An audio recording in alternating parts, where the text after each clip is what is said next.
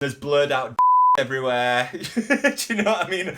Tongue hanging out of the mouth, eyes rolled into the back of their heads. Right guys, this video's a little bit of a change of pace from the usual videos I put out. If you're here usually for the old fitness, how to get shredded type content, I do apologise, a little bit off track. One of the things that I love more than anything else apart from fitness is WWE, WWF wrestling. I've watched it for 30 years now, pretty much uninterrupted. Even the times when I wasn't watching it, I'd always catch up, I'd always read what was going on, and then I'd tune in for the big shows. Today I've been reading these news articles that have come out about Vince McMahon, and they're absolutely fucking horrific, to be honest. For those of you who don't know, Vince McMahon is a very successful billionaire business owner, the owner of WWE.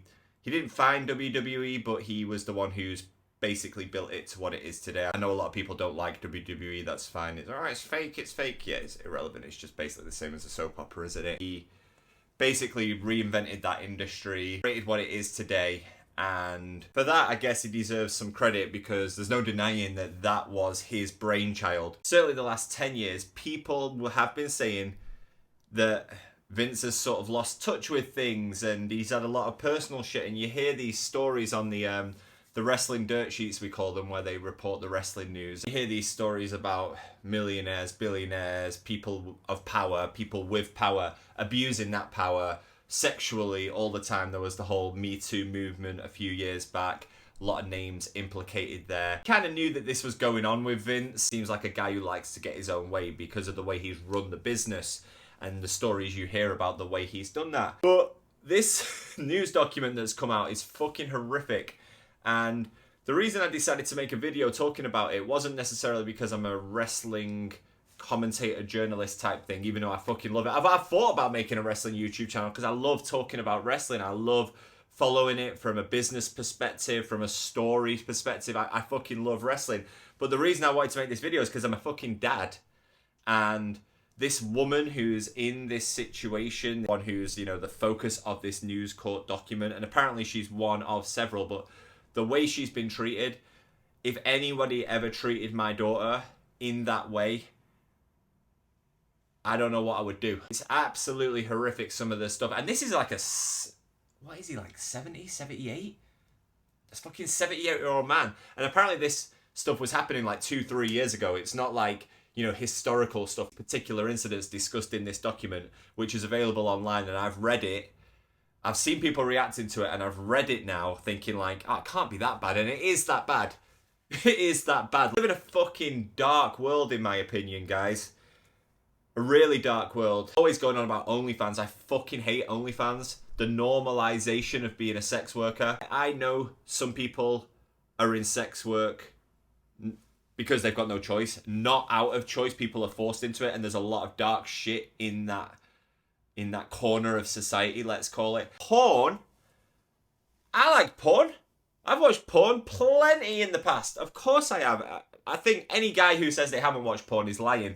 But porn is always like that dark closet that you can go into for a few minutes a day, close the door, do what you need to do, and then lock the door when you finish and leave it alone. The problem comes down to social media. That's one of my big gripes. I like social media. I'm trying to grow this YouTube channel. I'm trying to share information, use this as a platform to share information. I also might start using it more to share my opinions, because whilst I'm trying to put some value out there, you know, in a fitness sense, in that niche, small fitness sense, help people who are like-minded to myself, the amount of times nowadays that you come across, because they're being shoved in your face, by the way. I don't search for these people. I don't think you need to go online searching for people anymore. They will find you because the algorithm tells them to.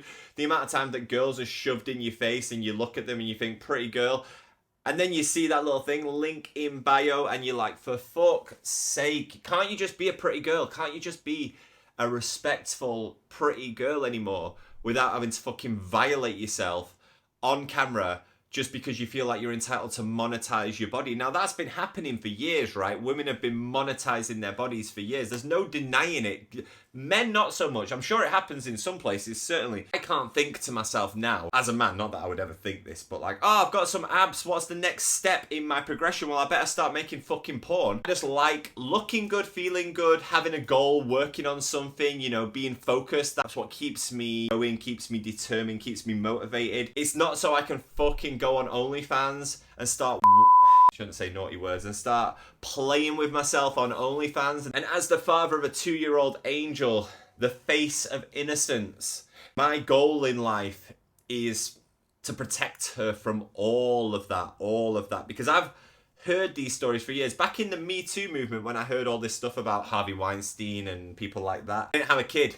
So you hear it and you think, that's fucking bad, that. But very different to the person actually living it, obviously. The victims in that case, I'm talking primarily about women. I know there were some male victims as well. So those women was somebody's daughter. You see these videos nowadays of these girls twerking on camera for fun, and it's so fucking hilarious, I'm gonna twerk. And then as I run towards the camera at the end, that was hilarious. It wasn't hilarious. So you know exactly what you're doing. And I saw a video the other day where there was 3 of them doing some twerking dance. 2 of them were very sexualizing themselves, and one of them was kind of just like having fun, like, you know, doing a bit of a stupid dance. Not really funny, but nothing sexual about it. And the comments read, you can tell which one of these has a strong father figure in her life. Obviously, they're talking about the one who's put a little bit more respect and value upon herself. The men notice these things. Guys notice these things, girls. I hope that by the time my daughter comes of age, get on top of this shit. By the time she's old enough, and God knows how old that'll be nowadays in this society, when she's like 4, she'll be like, I need to make an Instagram account. No, you don't. Absolutely no fucking way you're making an Instagram account until you're 25. No boyfriends. No going out of the house now. But the point is, my mission as a father is to raise her with self-respect, first of all. Fucking brain in her head. And she's fucking beautiful, my daughter. I know every parent says that, but she's absolutely stunning. She's absolutely gorgeous. And I know that I have to teach her. You haven't earned this. That's from me. Me and mummy. I'm joking.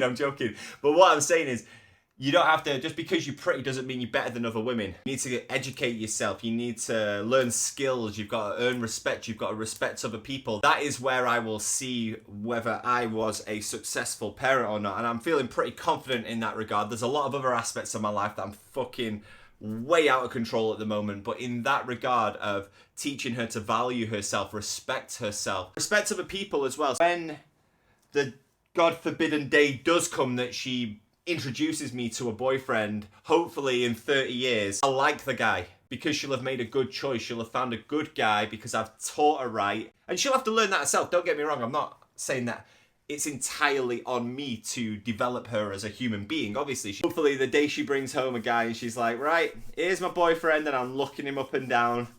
And he's like, oh, hello, sir. Nice to meet you. Okay, let's see how this goes. And at the end of it, I'm like, right, he's not that bad. I'll know that I've done a good job. When you come across these girls and you see a little bit of them, when you actually do look at them, and then suddenly you'll be seeing pictures and they'll put a little Instagram story with their family.